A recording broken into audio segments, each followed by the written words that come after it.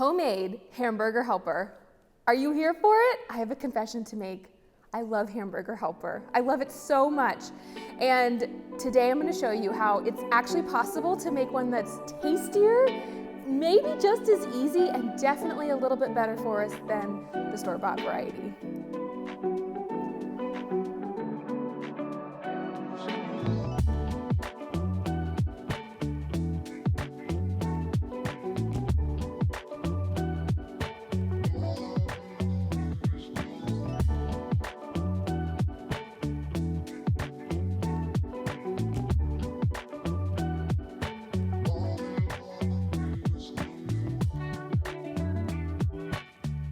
Okay, let's talk about tools really quickly. What are we gonna need to pull this meal off? So I like to use a nice, this is actually called a saute pan instead of a frying pan. You can tell because it has these straight edges on the side of the dish. And this is my favorite dish to cook this hamburger helper in. It's gonna be so easy to use. Two main things. So I'm going to use a spatula to help scrape up, a silicone spatula so it's heat safe when I'm browning my onion and my garlic.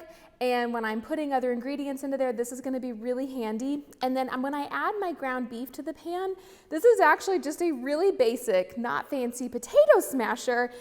And it's my favorite thing to use for breaking up ground beef. I know you might have your own favorite tool, and I'm not here to change you if you already have something that's working. But if you don't, if you were like me and you were living the life where you had the wooden spoon and you were using it to break up meat as it cooked and it was taking forever, this is going to change your life because all you got to do is just press as it cooks and browns, and it's going to be so fast and easy on you. Okay, let's get started. Okay, heat is on. I'm going to go ahead and add a couple teaspoons of olive oil to the pan just to get the surface coated. That's all we're really looking for here. And I'm gonna let that heat for just a few seconds, but as soon as it starts to thin and spread, then you're ready to add your next ingredient. So let's add our chopped onion and garlic. And remember, you can skip the fresh stuff. If you're like, I don't wanna chop anything, this is Hamburger Helper, what are you talking about? I hear you. You can just add a little bit more onion powder and a little bit more garlic powder later on when you're adding the other dry spices, and it'll be fine. I'm looking for the onions to just become a little see-through, all right? But I don't want the garlic to burn. Don't panic. It's actually not that challenging to get just right. It's just once you feel like they're starting to get a little brown and you can kind of see through most of the onions in the pan, you're ready to add the beef. That's simple. I'm just gonna go ahead and scrape it right on in to the pan. Just like that. Perfect. So we've got our two big old hunks of beef in there, and just press all those little larger pieces, flatten them out, and then just repeat a couple times until the whole thing is browned and cooked through. I would say put it on about medium, high heat, and this should take anywhere between 5 and maybe 7 minutes. One of the beauties of this recipe is that it's so forgiving. You can change things here or there, and you're still gonna get a delicious dinner out of it, all right?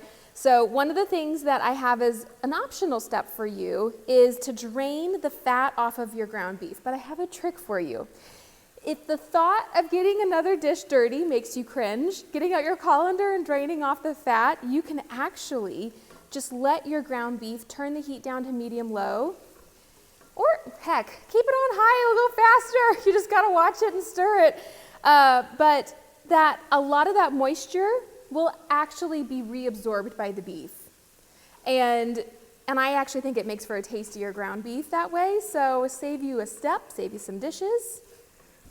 Okay, next up, we're gonna add our tomato paste. 1 tablespoon. 2 tablespoons. So it's so simple. All right, now we're gonna add our dry seasoning. So I have more garlic powder. And if you wanted to skip that fresh garlic and onion powder step at the beginning, then you would just double the amount of garlic powder and then add in about a teaspoon or so of onion powder. Paprika. And then 1.5 teaspoons of sea salt.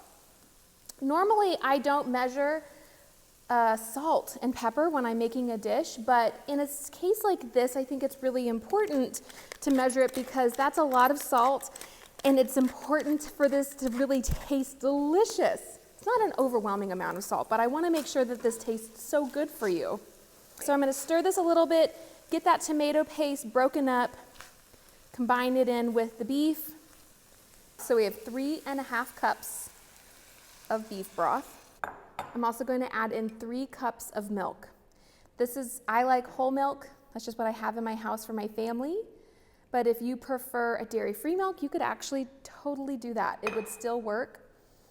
And if there's another milk that, if you don't like any kind of milk, either dairy or dairy-free, you could actually just do another 3 cups of broth or water. Like I said, this recipe is very forgiving, very friendly for your own winging it substitution. So all I'm doing is giving it a really light stir to make sure that the beef and all of those yummy bits on the bottom of the pan are kind of loosened and scraped up a little bit.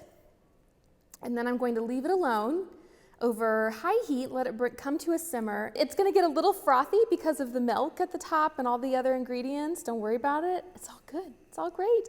What I'm going to do next, just give that a light stir, and we're going to add in our pasta. So this is 12 ounces of dried pasta, and I'm going to say cook it for 12 minutes. That's a good average, but really you can cook it for as long as the package instructions say.